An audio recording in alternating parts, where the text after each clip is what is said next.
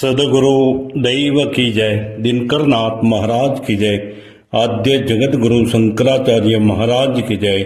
जयानंद महाराज की जय। दत्तात्रेय भगवान की जय।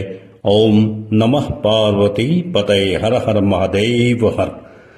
योग वासिष्ठ दर्शन ग्रंथ પ્રકરણ 2 રામચંદ્રજીનું વૈરાગ્ય। ઓમ ઓમ ઓમ। ઉત્તર રામાયણની શરૂઆતમાં જે નિરાકાર નિર્વિકાર નિત્ય શુદ્ધ નિત્ય મુક્ત પરમાત્મા સમષ્ટિમાં અને વ્યષ્ટિમાં સર્વત્ર ભાસે છે તેને નમન કરીને ઋષિ વાલ્મીકી જણાવે છે કે આ ગ્રંથનું શ્રવણ કરવાનો અધિકાર અત્યંત અજ્ઞાનીને નથી। જે મનુષ્ય વિષયાસક્ત છે, જેને પોતાની ગુલામગીરીનું ભાન જ નથી, જેને પ્રકૃતિના બંધનમાંથી મુક્ત થઈને તેના ઉપર વર્ચસ્વ મેળવવાની ઈચ્છા નથી, જેનામાં વૈરાગ્ય અને વિવેકનો ઉદય થયો નથી, તેવા અવિદ્યાગ્રસ્ત માનવ માટે આ ગ્રંથ નથી। તેમ જેને આત્મ સાક્ષાત્કાર થયો છે તેને પણ આ ગ્રંથની આવશ્યકતા નથી। અપરોક્ષ જ્ઞાન સંપાદન કર્યા પછી શ્રવણ મનન નિધિધ્યાસનની જરૂરિયાત રહેતી નથી। પૂર્વ રામાયણમાં આવેલી કથાઓનો વિચાર કરી તેમનો સાર ગ્રહણ કરી જે નીતિના નિયમો ઉપર તેમાં ભાર મૂકવામાં આવ્યો છે તેમનું પાલન કરી જેમણે પોતાના ચિત્તને વિમળ બનાવી છે અને જેમને પરમ પુરુષાર્થ આત્મસિદ્ધિની તાલાવેલી લાગી છે તેવા જિજ્ઞાસુ માટે જ આ ગ્રંથ છે। ભરદ્વાજ મુનિ જે ઉપાયથી મનુષ્ય સંસાર સાગર તરી જાય, સર્વ પ્રકારના દુઃખોથી મુક્ત થાય તે કહેવાની પ્રાર્થના બ્રહ્માને કરે છે। બ્રહ્મા જ તેને આજ્ઞા આપે છે કે આ વિષયમાં તેણે તેના ગુરુ વાલ્મીકીને પ્રાર્થના કરવી અને વાલ્મીકીએ જે ઉત્તર રામાયણ નામનો સર્વોત્તમ ગ્રંથ રચવા માંડ્યો છે તે સત્વર પૂરો કરે એમ કહેવું। કારણ કે આ ગ્રંથના અનુશીલનથી જેમ નૌકાથી જટ સમુદ્રને પાર કરી શકાય છે તેમ આ પરિવર્તનશીલ નાશવંત સંસારના બંધનમાંથી છૂટી શકશે। ભરદ્વાજે ઋષિ વાલ્મીકીને મહાત્મા રામ, ભરત, શત્રુઘ્ન, લક્ષ્મણ, યશસ્વીની સીતા વગેરે આ સંસારમાં કેવી રીતે વર્તતા હતા અને કેવી રીતે નિર્દ્વંદ સ્થિતિ પ્રાપ્ત કરી શક્યા હતા તે સ્પષ્ટ રીતે કહેવાની વિનંતી કરી। ગુરુ વાલ્મીકી કહે છે કે હે પુત્ર ભરદ્વાજ, હું તને જે કહું છું તે સાવધાન થઈને સાંભળ। જો તેમ કરીશ તો આત્મતત્વના અજ્ઞાનરૂપી મોહને તું દૂર કરી શકીશ। મહાત્મા રામ, લક્ષ્મણ, સીતાજી વગેરે અનુરક્તિ વિના કોઈ પણ પ્રકારની વાસના વિના જ કેવળ લોક સંગ્રહાર્થ વ્યવહાર કરતા હતા, તેથી જીવન મુક્તની અવસ્થાને પામ્યા હતા। તારે પણ તે જ પ્રમાણે વર્તન કરવું જોઈએ। આ અગાધ સંસારરૂપી સમુદ્રમાં પડેલો હોવા છતાં પણ જે નિર્લેપ રહીને સાક્ષી ભાવથી વ્યવહાર કરે છે તે ઉત્તમ જ્ઞાનરૂપી સામર્થ્ય મેળવે છે અને તે કોઈ પણ દિવસ શોકને કે દીનતાને આધીન થતો નથી। તે ક્ષુદ્ર અહંકારની શૃંખલાને તોડી અખંડ અનુપમ આનંદને પ્રાપ્ત કરે છે અને નિત્ય તૃપ્ત રહે છે। મુનિ ભરદ્વાજ રામચંદ્રના ચરિત્રનો સંબંધ લઈને અનુક્રમે જીવન મુક્તની સ્થિતિ કહેવાની વાલ્મીકીને વિજ્ઞપ્તિ કરે છે। વાલ્મીકી જણાવે છે, જેમ આકાશમાં નીલવર્ણ ખરી રીતે જોતા નથી તેમ પરબ્રહ્મમાં વિશ્વ સાચે જ નથી, કારણ કે વિશ્વના અસ્તિત્વથી પરબ્રહ્મના નિરાકાર નિર્વિકાર સ્વરૂપમાં કોઈ પણ પ્રકારનું પરિવર્તન થતું નથી। જે દ્રશ્યમાન છે તે યથાર્થ રીતે અસ્તિત્વથી રહિત છે એવો દ્રઢ નિશ્ચય કર। આવું જ્ઞાન અનુભૂતિ બોધ થયા વિના અવિદ્યા નષ્ટ થતી નથી। એટલા માટે ગમે તે ઉપાયથી સ્વસ્વરૂપનો સાક્ષાત્કાર સિદ્ધ કરવો જોઈએ। દ્રષ્ટા જ નિત્ય છે એવા બોધથી જો મનમાંથી દ્રશ્ય પદાર્થોનું માર્જન થઈ જાય તો આત્માનો અનુભવ થાય છે. વાસનાઓનો, આસક્તિનો મૂળમાંથી જ ત્યાગ, એને જ મોક્ષ કહેવામાં આવે છે. મનમાંથી આ સંસારના સર્વ પદાર્થો જેઓ નાશવંત છે તેમના પ્રત્યે અનાસક્ત થવાથી મન, જે વાસનાઓના સમૂહરૂપ છે, તે પીગળી જાય છે. વાસના બે પ્રકારની હોય છે, શુદ્ધ અને મલિન. જે માણસને નામરૂપાત્મક પદાર્થોના બંધનમાં જકડી રાખે તે અશુભ છે. જે શુભ છે તે તત્વબોધ ઉત્પન્ન કરે છે. જેમની વાસના શુભ હોય છે તેઓ કર્મને આધીન થઈને ફરી સંસારમાં પડતા નથી. જેઓ પરમ તત્વને પામેલા છે તેવો જ મહાબુદ્ધિમાન કહેવાય છે.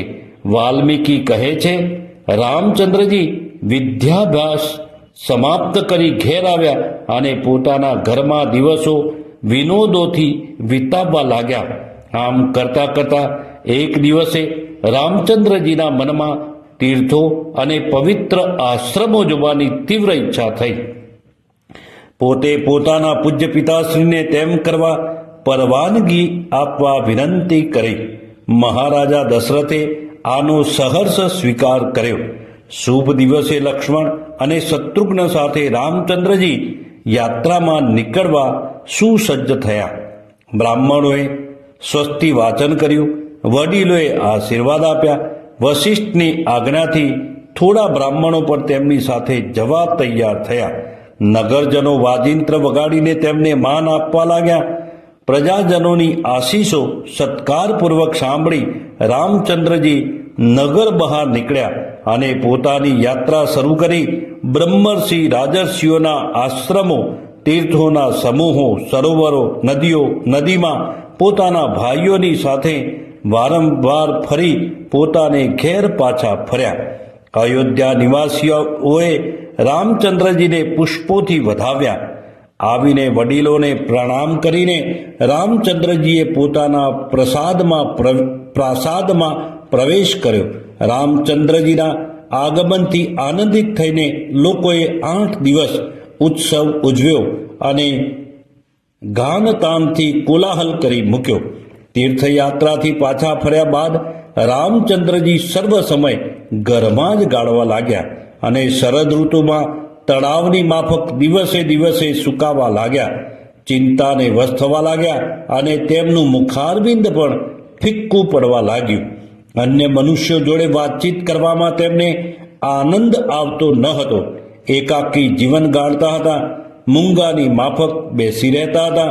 રામચંદ્રજીની આવી સ્થિતિ જોઈને દશરથ રાજા તથા રાણીઓને ખેદ થયો અને વારંવાર પૂછતા છતાં પણ રામચંદ્રજી તરફથી સંતોષકારક ઉત્તર મળતો ન હોવાથી તેઓ ચિંતાને વિવશ થઈ ગયા. દશરથ રાજાએ આની વશિષ્ઠ ઋષિને જાણ કરી અને કારણ પૂછ્યું. વશિષ્ઠજીએ રાજાને આશ્વાસન આપ્યું અને કહ્યું કે કાંઈ ખાસ પ્રયોજન વિના મહાન આત્માઓ આવા વિકારોને આધીન થતા નથી. અલ્પ કારણથી તેઓના મનમાં હર્ષ કે ખેદ ઉત્પન્ન થતા નથી. આ પ્રમાણે રાજા અને મુનિવર વશિષ્ઠ વચ્ચે વાતચીત ચાલતી હતી. તે સમયે વિશ્વામિત્ર નામના પ્રખ્યાત મહર્ષિ રાજાને મળવા આવ્યા. ઋષિ વિશ્વામિત્રે યજ્ઞનો આરંભ કર્યો હતો અને રાક્ષસો આ શુભ કાર્યમાં વિઘ્નો નાખતા હોવાથી યજ્ઞની રક્ષા કરવા માટે રાજાને મળવાની તેમણે ઈચ્છા કરી. આગમનનું આ જ કારણ હતું. ઋષિ વિશ્વામિત્રે આવીને દ્વારપાળના વડાને કહ્યું, મારા આવવાની રજાને જટ ખબર આપો. વડા છડીદારે રાજાની પાસે તરત આવીને વિજ્ઞપ્તિ કરી કે હે મહારાજાધિરાજ, દેવડીએ એક મહાન તેજસ્વી શ્રીમાન પુરુષ ઊભા છે. તેમની કાંતિ સૂર્યના જેવી છે. તેમના શરીરમાંથી નીકળતા તેજ કિરણોથી તેમણે સમગ્ર વાતાવરણ કાંચનવર્ણું કરી દીધું છે. એમનું નામ વિશ્વામિત્ર છે. છડીદારનું આ વચન સાંભળતા જ રાજા દશરથ સિંહાસન ઉપરથી ઊભા થયા અને જ્યાં એ મહામુનિશ્રી હતા ત્યાં પહોંચી ગયા. મુનિશ્રી બ્રહ્મતેજ અને ક્ષાત્ર તેજથી ભરપૂર હતા. તેમનું શરીર સૌમ્ય અને સુંદર હતું. તપને અને પવિત્રતાને લીધે ઓજસ્વી હોવાથી તેમની સામે જોઈ શકાય તેમ ન હોતું. મુનિશ્રીને જોઈને દશરથ રાજાએ સાષ્ટાંગ દંડવત પ્રણામ કર્યા અને કહ્યું, આપના આગમનથી અમને અમૃતની પ્રાપ્તિ થઈ છે. આપની શી આજ્ઞા છે તે જણાવો.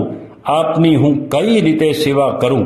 આપ પ્રથમ રાજર્ષિ હતા, હવે તપ કરીને આપે બ્રહ્મર્ષિની પદવી મેળવી છે. આપ કામ ક્રોધ લોભ મોહથી રહિત છો. આપના આવવાથી હું અનુગ્રહ પાત્ર થયો છું, પવિત્ર થયો છું. મારે ત્યાં સાક્ષાત બ્રહ્મા જ પધાર્યા છે એવું હું માનું છું. આપની જે આજ્ઞા હશે તેનું હું ધર્મની રીત પ્રમાણે પાલન કરીશ.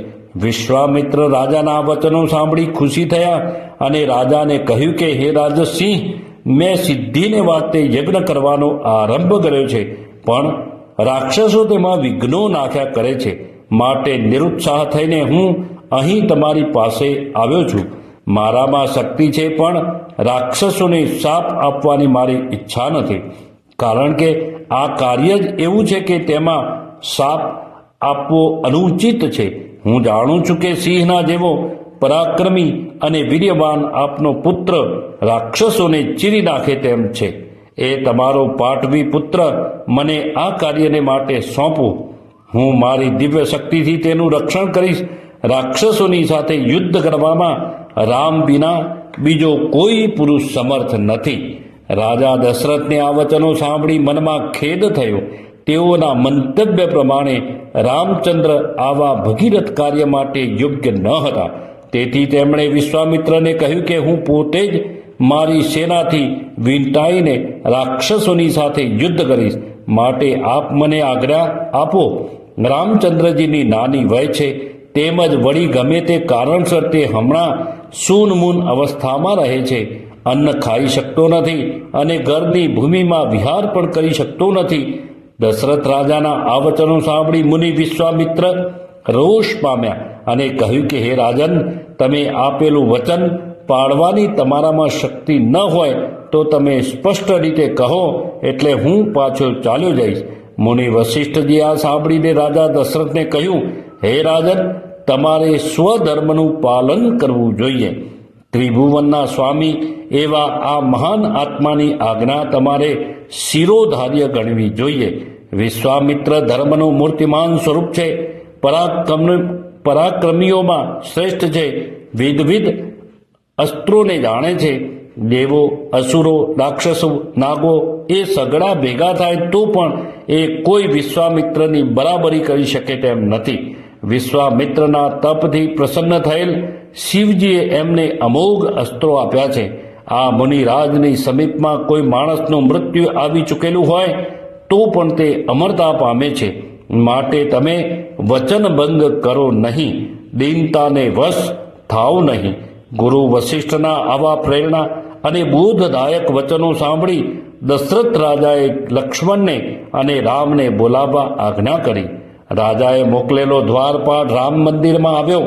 રામચંદ્રજીની સ્થિતિ જોઈને તે એકદમ પાછો આવ્યો અને કહેવા લાગ્યો કે રામચંદ્રજી કહે છે કે હું આવું છું, પણ વિચાર મગ્ન થઈ જાય છે અને કોઈની સાથે વાત કરવાની કે કોઈને મળવાની તેમને ઈચ્છા થતી નથી.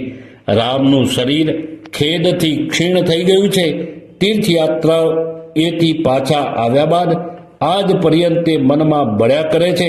તેમને જીવિતમાં રસ પડતો નથી. કોઈ પણ રાજા અથવા બ્રાહ્મણ એમને રાજનીતિનો કે વ્યવહારનો ઉપદેશ આપે છે તો તેઓ શ્રી તેમને બુદ્ધિહીન ગણીને હસી કાઢે છે. તેમની વાત ઉપર લગાર પણ ધ્યાન આપતા નથી. ધનની કાંઈ જરૂર નથી, રાજ્યનું શું કામ છે, આ પદાર્થો શાશ્વત સુખ આપી શકે તેમ નથી, એવા વચનો બોલ્યા કરે છે અને મનમાં મૂંઝાયા કરે છે. સઘળા વૈભવોથી ભરપૂર આ વિસ્તીર્ણ પૃથ્વી તેમને આકર્ષણ કરી શકતી નથી. વિશ્વામિત્ર આ સાંભળી પોતાના અનુચરોને શીઘ્ર રામચંદ્રને પોતાની પાસે લઈ આવવાની આજ્ઞા કરે છે. તેમને ખાતરી થાય છે કે રામને આ મોહ થયો છે તે વિવેકજન્ય વૈરાગ્યને લીધે થયો છે, આપત્તિ કે પ્રમાદને લીધે થયો નથી. તેથી તે મોહ નથી પણ બોધ જ છે. યુક્તિપૂર્વક આ મોહને દૂર કરવામાં આવશે એટલે રામચંદ્રજી પોતાની ફરજો સ્વધર્માનુસાર બજાવતા જ પરમ સિદ્ધિને પ્રાપ્ત કરશે. વ્યવહાર કરતા છતાં પણ ઐશ્વર્યવાન થશે. બંધ અને મોક્ષનું રહસ્ય સમજશે. સુખ દુઃખના દ્વંદ્વોથી રહિત થશે અને પથરામાં, સોનામાં અને માટીના ઢેફામાં સમદ્રષ્ટિ રાખશે.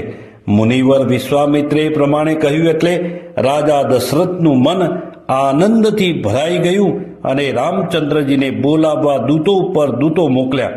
રામચંદ્રજી વિશ્વામિત્રને પોતાના પિતાની આજ્ઞાનું પાલન કરી તરત જ પવિત્ર સભામાં આવ્યા. દશરથ રાજાએ રામને કહ્યું, હે પુત્ર, તું વિવેકી છે, શુભ ગુણોના સમૂહરૂપ છે, માટે મૂર્ખ વિચારહીન મનુષ્યોની પેઠે તારા મનને શોકને આધીન થવા દેવું ન જોઈએ. મિત્રો, વૃદ્ધો, વિપ્રો અને ગુરુઓ કહે તે પ્રમાણે તારે વર્તન કરવું જોઈએ. વશિષ્ઠજીએ કહ્યું, હે રાજકુમાર, તમે સુરવીર છો. ઘણી મુશ્કેલીથી જીતી શકાય એવા વિષયરૂપી શત્રુઓને તમે જીતી લીધા છે. અજ્ઞાનીઓને યોગ્ય એવા મોહને તમે કેમ આધીન થયા છો? વિશ્વામિત્રે કહ્યું, ચિંતા તમારા મનને ઉંદરો જેમ ઘરને બગાડે છે તેમ બગાડી નાખશે. આ ચિંતા જે તમારા મનને કોતરી ખાય છે તેનું શું કારણ છે?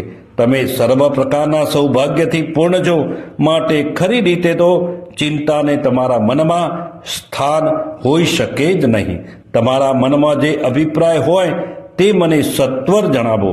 તમારી સર્વ મનકામનાઓ તૃપ્ત થશે અને યથાર્થ જ્ઞાનનો ઉદય થવાથી ચિંતાઓ તમારા મનમાં ફરીથી પ્રવેશ કરી શકશે નહીં. વિશ્વામિત્રનું આ કથન સાંભળી રામચંદ્રે પોતાનું કાર્ય સિદ્ધ થશે એવા મનમાં નિશ્ચય કર્યો અને પોતાનો ખેદ છોડીને પોતાના મનની સ્થિતિથી સર્વેને વાકેફ કર્યા. રામચંદ્રજી કહે છે કે, હે ભગવાન, હું અજ્ઞાની છું, પણ આપની આજ્ઞાથી મારો સઘળો અનુભવ આપની સમક્ષ રજૂ કરું છું. હું મારા પિતાજીના ઘરમાં જન્મીને મોટો થયો, વિદ્યા ભણ્યો, પુખ્ત વયનો થયો, એટલે પિતાજીની આજ્ઞા લઈ તીર્થયાત્રા કરવા સારું સમુદ્ર પર્યંત પૃથ્વી ઉપર પર્યટન કર્યું. ધીમે ધીમે સંસાર ઉપરથી મારી આસ્થા ઉઠવા માંડી. મારામાં વિવેકનો ઉદય થવા માંડ્યો. મને સમજાવવા લાગ્યું કે ભોગો બધા અંતે દુઃખરૂપ જ છે, કારણ કે સર્વ પદાર્થો નાશવંત છે, વિષયો અસત્ય છે, સ્થાયી નથી અને સંપત્તિ અનર્થરૂપ છે. જેમ વનમાં ઝાંઝવાના જળથી ઘણી દૂર સુધી મૃગલાઓ ખેંચાય છે, તેમ અવિદ્યાગ્રસ્ત હૈયા ફૂટા મનુષ્યો આ સંસારમાં નાશવંત વિષયોથી ખેંચાય છે. મનને સ્વાધીન રાખવાને બદલે તેના દાસ તરીકે વર્તન કરે છે. આ પ્રમાણે વિચાર કરતા કરતા મને સઘળા પદાર્થોમાં અરુચિ થઈ છે. પવન જેમ પર્વત ઉપરના મોટા વૃક્ષોને ઢીલા કરી નાખે છે, તેમ વિષય વાસનાઓ અને ભોગો માણસને દુર્બળ બનાવે છે. તેની સંકલ્પ શક્તિને ક્ષીણ કરે છે. તત્વવેત્તાઓ વિના બીજા કોઈ મનુષ્યો વિષયો સાથે યુદ્ધ કરીને તેમનો પરાજય કરવા સમર્થ નથી. લક્ષ્મી યથાર્થ રીતે તો મોહને ઉત્પન્ન કરે છે. લક્ષ્મીને લીધે જ માનવ મનમાં અભિમાન, રાગ, દ્વેષ, વિષય લંપટતા વગેરે ઉત્પન્ન થાય છે. લક્ષ્મીને લીધે માનવની બુદ્ધિ ભ્રષ્ટ થઈ જાય છે. પાપ કર્મો કરવા તરફ તેનું વલણ વધતું જાય છે. લક્ષ્મી વિચક્ષણ, સુરવીર અને સદાચારી સજ્જનોને પણ મલિન કરી નાખે છે. ધનવાન છતાં પવિત્ર જીવન ગાળનારો, અભિયાન રહિત, પ્રામાણિક, શુદ્ધ વ્યવહાર કરનારો, લોકોની નિંદાને પાત્ર ન થયેલો, બહાદુર છતો બકવાદ ન કરનારો અને વિદ્વાન છતો વિનય ધારણ કરનારો, સત્તાધારી છતાં વિનમ્ર અને સમદ્રષ્ટિ રાખનારો, આવા મનુષ્ય આ સંસારમાં દુર્લભ છે. લક્ષ્મી ઉપરથી મનોહર હોવાને લીધે ચિત્તની વૃત્તિઓને આકર્ષે છે, પણ ચંચળ અને ક્ષણભંગુર હોવાથી આખરે દુઃખદાયક નીવડે છે. તેનું રક્ષણ કરવાની ચિંતામાં જ માણસનું આયુષ્ય પસાર થાય છે.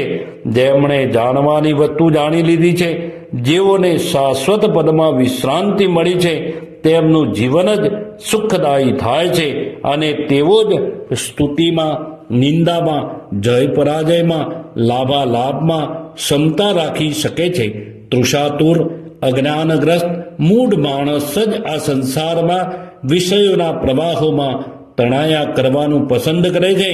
આવા માણસમાં વિચાર શક્તિનો અભાવ હોવાથી શાશ્વત સુખ શામાં છે તે વિશે એ નિર્ણય કરી શકતો નથી. મને દ્વંદ્વાધીન, પરાધીન જીવન ગમતું નથી, જેથી પરમ પુરુષાર્થની પ્રાપ્તિ થાય અને કર્મના નિયમમાંથી મુક્તિ મળે, પ્રકૃતિ ઉપર વર્ચસ્વ મળે, શોક, મોહ, કામ વગેરે વિકારોમાંથી કાયમને માટે છુટકારો મળે, એવા જીવિતની મને તીવ્ર આકાંક્ષા છે. તણખલાઓની માફક આમ તેમ ઘસડાવવાની મને મુદ્દલ ઈચ્છા નથી. જન્મેલા મનુષ્યોમાંથી જેમને કર્મના નિયમોને વિવશ થઈને ફરીથી સંસારમાં આવવું પડતું નથી, તેમનું જીવન જ સફળ છે. અવિવેકીઓને શાસ્ત્ર ભારરૂપ છે, વિષયોમાં રચા પચા રહેનારને જ્ઞાન પણ ભારરૂપ છે. ગધેડા ઉપર હીરા માણેક લાદવામાં આવ્યા હોય તો પણ તેને તો ભારરૂપ જ છે. અશાંતને મન ભારરૂપ છે, તેમ આત્માને નહીં જાણનાર માણસને શરીર પણ ભારરૂપ જ છે. અહંકાર મનુષ્યનો મોટામાં મોટો રીપુ છે. સંસારમાં અહંકારને લીધે જ મનુષ્ય મૂંઝાયા કરે છે, વાસના અને ભયને આધીન રહે છે, નિત્ય અશાંત જ રહે છે, ચિંતાગ્રસ્ત રહે છે. એ અહંકાર મારો લાંબા કાળનો વેરી છે. તેથી જ હું ખાતો નથી, જલપાન પણ કરતો નથી, ભોગોનો પણ ઉપભોગ કરતો નથી. જ્યાં સુધી અહંકારરૂપી મેઘ પોતાના ગાત્રોને વિસ્તારે છે ત્યાં સુધી તૃષ્ણારૂપી ઝાડના માંજર ફૂટ્યા કરે છે. હૃદયમાં રહેલું અહંકારરૂપી લાંછન જ સઘળી આપદાઓના સ્થાનરૂપ છે, શાંતિને દૂર રાખનાર છે. શુભ કાર્યોને છોડી દેવાની, અશુભ વિચારોને મનમાં સ્થાન આપવાથી, સત્સંગનો ત્યાગ કરવાથી માનવનું ચિત્ત રાગ, દ્વેષ, કામ, ક્રોધ, લોભ, મોહ વગેરે દોષોથી જર્જરિત થઈ જાય છે અને વિષયોનું જ ચિંતન કર્યા કરે છે. સર્વદા દુષ્ટ આશાઓથી ઘેરાયેલું મન વિશ્રાંતિને પામી શકે જ નહીં. પાંજરામાં પૂરેલા પ્રાણીઓ જેમ એક ઠેકાણે સ્થિર થઈને બેસી શકતા નથી, તેમ ચિંતાઓના ભારથી આમ તેમ રખડતું ચિત્ત કોઈ પણ ઠેકાણે સ્થિર થઈને બેસતું નથી. જેમ વાંસનો કરંડિયો પાણીથી ભરાય નહીં, તેમ ચિત્તને વિષયોથી તૃપ્તિ થતી નથી. તૃષ્ણાએ મારા આનંદને અને કુણાપણાને સૂકવી નાખ્યું છે, કઠિન બનાવ્યું છે. તૃષ્ણા તલવારની ધાર કરતાં પણ વધારે તીક્ષ્ણ છે. મનુષ્ય મેરુ પર્વત જેવો દ્રઢ હોય અને જ્ઞાનવાન હોય, શૂરવીર અને ધૈર્યવાળો હોય તો પણ જો તે તૃષ્ણાને વિવશ થાય છે તો તેનામાં દીનતા, પામરતા, ભય એક ક્ષણમાં પ્રવેશ કરે છે. આનો વિસ્તાર અતિ વિશાળ છે. ભુવનના સઘળા ભાગોમાં આ તૃષ્ણાનું સામ્રાજ્ય પ્રવર્તે છે. ત્યારબાદ રામચંદ્રજી દેહની નિંદા કરે છે અને કહે છે, આ જગતમાં કોઈ પણ વસ્તુ સ્થિર નથી. તે જાણવા છતાં પણ સ્થૂળ દેહ ઉપર અજ્ઞાનને લીધે મનુષ્યો અતિશય આસક્તિ રાખે છે. તે ખરેખર આશ્ચર્યજનક છે. દેહ જવાથી મનુષ્યો શોકગ્રસ્ત થાય છે, રુદન કરે છે. એ ખરેખર શોચનીય છે. મને તો આ નશ્વર દેહમાં ક્ષણભર પણ આસ્થા નથી. આ સ્થૂળ કલેવરને હું તરુણ જેવું તુચ્છ સમજું છું અને આમાં શ્રદ્ધા હોવાથી હું સુખી રહું છું. રામચંદ્રજી બાલ્યાવસ્થા, યૌવન અને વાર્ધક્યના દોષોનું વર્ણન કરીને જણાવે છે કે આમાં સુખની પ્રાપ્તિ અસંભવિત છે. સર્વ પ્રાણીઓનું મન બીજી બધી અવસ્થાઓ કરતાં બાલ્યાવસ્થામાં 10 ગણું ચંચળ હોય છે. બાળકો અશક્તિથી, મૂંગાપણાથી, મૂઢપણાથી, લાલચુપણાથી અને જોઈતી વસ્તુ ન મળે તો દીનતાથી પીડાય છે. અંદર દુઃખોને જાણવા છતાં પણ બાળક ટાઢ, તડકા આદિનું નિવારણ કરવામાં અશક્તિમાન હોય છે. યૌવનમાં અનંત ચેષ્ટાઓવાળો, પોતાના ચંચળ ચિત્તમાં રાગ, દ્વેષ, કામ, ક્રોધ, લોભ વગેરે વિકારોને આધીન થઈને વર્તનારો બુદ્ધિહીન પુરુષ એક દુઃખમાંથી બીજા દુઃખમાં પડે છે. કામદેવ રૂપી પિશાચ યુવાન મનુષ્યને સતાવે છે. બુદ્ધિ તીક્ષ્ણ હોય, નિર્મળ હોય, વિશાળ હોય તો પણ યૌવનના સમયમાં તે મલિન થઈ જાય છે. સંતોષ ન રાખતા વધારે ને વધારે ધન સત્તા મેળવવાની તુચ્છ ઈચ્છાઓથી ઘેરાયેલું મન હંમેશા અશાંત અવસ્થામાં જ રહે છે. ઉપરથી રમણીય જણાતું પણ અંતે દુઃખને આપનારું યૌવન મને ગમતું નથી. યૌવન લાંબો સમય ટકી શકતું નથી. અભાગી માણસના હાથમાંથી જેમ ચિંતામણી તરત જ જતું રહે છે તેમ યૌવન રૂપી પક્ષી પણ શરીર રૂપી વૃક્ષમાંથી ઉડી જાય છે. અજ્ઞાની અને વિચારહીન મનુષ્ય જ મદોન્મત્ત થઈને યૌવનને સર્વોત્તમ ગણે છે. તેમાં આસક્ત થાય છે અને અલ્પ સમયમાં જ તેને પસ્તાવો થાય છે. યૌવનના બધા અભિલાષો પૂરા ન થયા હોય તેટલામાં તો વાર્ધક્ય માણસને પકડી લે છે, અસમર્થ અને પરાધીન બનાવે છે. નોકરો, પુત્રો, સ્ત્રીઓ, સંબંધીઓ વગેરે પણ વૃદ્ધ મનુષ્યની હાંસી કરે છે. મનમાં તેનાથી કંટાળે છે અને એવું ઈચ્છે છે કે હવે તો શરીર છોડી દે તો સારું. વૃદ્ધાવસ્થામાં માણસનું ચિત્ત અંદરથી અતૃપ્ત વાસનાઓથી અને ચિંતાઓથી બળ્યા કરે છે. વૃદ્ધાવસ્થા માનવના સર્વ મનોરથોને ધૂળ ધાણી કરી નાખે છે. ગળપણ આવ્યા છતાં પણ શરીરના મોહને લીધે વધારે જીવવાની ઈચ્છા રાખવી એ વ્યર્થ છે. એ એક પ્રકારનો દુરાગ્રહ જ છે, અક્ષમ્ય મૂઢતા છે. વડવાનળ જેમ સમુદ્રને ગળી જાય છે તેમ સર્વ ભક્ષી કાળ આ જગતમાં પ્રગટ થતી એકે એક વસ્તુને ગળી જાય છે.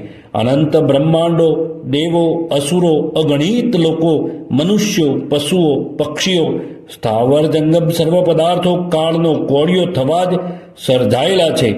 અવતારી પુરુષો, સિદ્ધો, મહાત્માઓ પણ કાળને વશ થયેલા છે. નટની પેઠે અનેક રૂપો કાળ ધારણ કરે છે. તેમને અલ્પ સમય માટે ટકાવી રાખે છે અને છેવટે તેમનો વિનાશ કરે છે. રાત્રિઓ, દિવસો, માસો, વર્ષો, યુગો, કલ્પોની વારંવાર રચના કરનારો આ કાળરૂપી પુરુષ કદી પણ કાયર થતો નથી. સમુદ્રમાં જેમ અનેક તરંગો ઉત્પન્ન થાય છે, થોડો વખત રહે છે અને પાછા તેમાં જ શમી જાય છે, તે પ્રમાણે કાળ પણ પોતાની અંદર સદા ઉત્પન્ન થતી અને સદા પ્રલય પામતી અનેક સૃષ્ટિઓને ધારણ કરે છે. આ કાળ બ્રહ્માંડો રૂપી ફળોવાળું ઉંબરાનું એક મહાન વૃક્ષ છે. તે ફળો વારંવાર પડ્યા કરે છે. તેમાં પ્રાણીઓ રૂપી મચ્છરો ગણગણાટ કર્યા કરે છે. સર્વલોકમાં આ કાળનું બળ સુપ્રસિદ્ધ છે. રામચંદ્રજી કહે છે, આ દુનિયામાં જે કાળ ફળને ભોગવાવે છે તે દૈવ કહેવાય છે અને જે કાળ ફળને પેદા કરે છે તે ક્રિયાકાળ કહેવાય છે. આ ક્રિયાકાળનું સ્વરૂપ માત્ર ચળનરૂપ ક્રિયા જ છે. આ અતિ વિસ્તારવાળું જગત આ ક્રિયાકાળની નૃત્ય કરવાની ભૂમિ જ છે. દૈવરૂપી કાળ પ્રલય સમયે આરામ લે છે અને પ્રભવનો સમય આવે ત્યારે બ્રહ્મા, વિષ્ણુ, શિવ વગેરે દેવોને ઉત્પન્ન કરી આ સૃષ્ટિરૂપી લીલા શરૂ કરે છે. આ સંસારની અને તેમાં રહેલ સર્વ પદાર્થોની આવી દુર્દશા છે. તેમાં શાશ્વત કોઈ નથી, તો પછી તેમાં મનનશીલ માનવને વિશ્વાસ કેમ રહે? જેમ અગ્નિ ઉષ્ણ જ્વાળાઓથી સર્વ પદાર્થોને અંદરથી અને બહારથી બાળે છે, તેમ કાળ પણ પોતાની દુષ્ટ આશાઓથી સર્વ લોકોને બાળ્યા કરે છે. પ્રાણીઓની સઘળી જાતિઓ અલ્પ શક્તિવાળી જ હોય છે. સંસારમાં સર્વ મનુષ્યો ચિંતાઓથી જ ઘેરાયેલા રહે છે, કારણ કે તૃષ્ણારૂપી સાંકળ તેમને બાંધી રાખે છે. ઇન્દ્રિયો શત્રુઓનું કામ કરે છે. માનવોને પરમ સત્ય તરફ ન વાળતા ઊંધે રસ્તે ચડાવે છે. પરમાત્માથી વિમુખ કરે છે. સુખ આપવાના બહાના હેઠળ દુઃખરૂપી ગર્તામાં નાખે છે. મન બંધનમાં નાખે છે. અહંકાર સ્વરૂપને દૂષિત કરે છે. બુદ્ધિને સ્વરૂપમાં નિષ્ઠા હોતી નથી, તેથી તેમાં દ્રઢતા જોવામાં આવતી નથી. રજોગુણથી વિવેક હણાઈ જાય છે. પદાર્થોમાં આસક્તિ વધ્યા કરે છે. શરીરો અવશ્ય નાશ પામે છે. પારકાની ઉન્નતિ જોઈને મનમાં અસૂયા પેદા થાય છે. મનમાં ધીરપણું રહેતું નથી. સદુપદેશો પ્રમાણે વર્તન કરનારા આદમીઓ અલ્પ સંખ્યામાં જ હોય છે. આ જગતનું સ્વરૂપ પરિણામે અત્યંત અપ્રિય છે. ઉપર છલ્લી દ્રષ્ટિએ મનોહર લાગે છે, પણ મનનશીલ મનુષ્યને તેમાં વિશ્વાસ બેસી શકે નહીં. જગતમાં વિશ્રાંતિ આપે એવું એક પણ સ્થાન જણાતું નથી. જેમના તુચ્છ સ્વરૂપને અજ્ઞાનથી જ વધારવામાં આવે છે, એવા આવા આગમાં પાઈ વિષયો માણસને ફાવે તેમ ઘસડી જાય છે. તે સ્થિતિ ખરેખર દયાજનક છે. પ્રત્યેક પદાર્થ નાશવંત છે. જે જીવે છે તે મૃત્યુને વશ અવશ્ય થાય છે. તેમ જાણવા છતાં પણ માનવ અશાશ્વત પદાર્થો માટે ફાંફા મારે છે. શરીરો ઉપર અત્યંત આસક્તિ રાખે છે. તે ખરેખર દુઃખદાયક છે. આ સંસારમાં કાયમ ફેરફાર થયા જ કરે છે. સમુદ્રોની જગ્યાએ પર્વતો પેદા થાય છે. જે સ્થળમાં વિચિત્ર પ્રકારોથી ભરપૂર નગર સેવામાં આવે છે, તે જ સ્થળે તે દિવસે ઉજ્જળ રણની હયાતી જોવામાં આવે છે. આજે જ્યાં સંપત્તિ ઐશ્વર્ય જોવામાં આવે છે, ત્યાં થોડા જ સમયમાં દારિદ્ર્યના દર્શન થાય છે. લતાઓથી વીંટળાયેલા ગહન વનો દિવસો જતા ઝાડ પાન વિનાના જળ વગરની મરુભૂમિ જેવા થઈ જાય છે. બાલ્યાવસ્થા, યુવાની, શરીર, દ્રવ્યના સમૂહો અનિત્ય છે. તેઓ ઉદતીના તરંગોની માફક એક સ્વભાવને છોડી બીજા સ્વભાવને પ્રાપ્ત થાય છે. વિધાતા પ્રથમ કેટલાકને ભેગા કરે છે, કેટલાકને ઉત્પન્ન કરે છે, વળી તેમને મારીને ખાઈ પણ જાય છે. સંસારમાં પડેલો માનવી ક્ષણે ક્ષણે ઉદયગ્રસ્ત પામ્યા કરે છે. એક જ અવસ્થામાં કાયમ રહી શકતો નથી. સંપત્તિઓ સ્થિર રહી શકતી નથી. રામચંદ્રજી જણાવે છે કે આ પ્રમાણે વિચાર કરવાથી મારા મનમાંથી સંસારના પદાર્થોમાંથી વિશ્વાસ ઉઠી ગયો છે. સંસારના સર્વનામ રૂપાત્મક પદાર્થોમાં જે દોષો છે તેનું મને સ્પષ્ટ દર્શન થયું છે. કાળા રંગના વસ્ત્રમાં જેમ રંગ લાગતો નથી, તેમ મારા ચિત્તમાં ભોગની આશાઓનું સ્ફુરણ થતું નથી. જેમાં કોઈ જાતની ચિંતા જ નથી, એવી એકાગ્રતા સર્વોત્તમ છે. ધનની મારા મનમાં કામના નથી. વિષયો તરફ મને ઊંડા ચિંતનથી અરુચિ થઈ છે. તેથી કઈ રીતે મને પરમ શાંતિ મળે તે મારે જાણવું છે. હે મુનીશ્વર, આપ મારા ઉપર અનુગ્રહ કરી આ જ્ઞાન મને આપો. મને પરમ પુરુષાર્થની સિદ્ધિનો રસ્તો બતાવો. હું મૃત્યુને અભિનંદન તો નથી, તેમ જીવનને પણ અભિનંદન આપતો નથી. હું શાંત સ્થિતિમાં રહેવા ઈચ્છું છું. હે મુનિન્દ્ર, આ મારી અવસ્થા જ આ વિષયમાં નિર્ણય કરવા માટે યોગ્ય છે. મેં સાંભળ્યું છે કે આત્મજ્ઞાનીને સુખ દુઃખ વગેરે દ્વંદ્વો બાંધી શકતા નથી, તેમ પદાર્થો અને શરીરો પણ તેને આસક્ત કરી શકતા નથી. તેથી આપ મને એવો ઉપદેશ આપો કે જેથી હું શોક, ભય, પરિશ્રમથી રહિત થાઉં અને મને અને સમગ્ર પ્રકૃતિ ઉપર આધિપત્ય મેળવું. જગતના વિનોદો પાણીના રેલાની માફક ચપળ છે, નાશવંત છે. એવો નિશ્ચય કરીને શાશ્વત શાંતિ માટે જ ચિત્ત ઉપર મેં દ્રઢ મુદ્રા મારી છે. ઓમ ઓમ ઓમ. સદગુરુ દેવ કી જય. દિનકરનાથ મહારાજ કી જય. આદ્ય જગદગુરુ શંકરાચાર્ય મહારાજ કી જય. જયાનંદ મહારાજ કી જય. દત્તાત્રેય ભગવાન કી જય. વશિષ્ઠ મહારાજ કી જય. ઓમ નમઃ પાર્વતી પતય. હર હર મહાદેવ હર. યોગ વશિષ્ઠ દર્શન એનું પ્રકરણ 2 અહીં વિરામ પામે છે. હવે પ્રકરણ 3 ઉપદેશનો પ્રારંભ એ શરૂ થાય છે. યોગ વાસિષ્ઠ દર્શન ગ્રંથ અંશતઃ. ઓમ ઓમ ઓમ.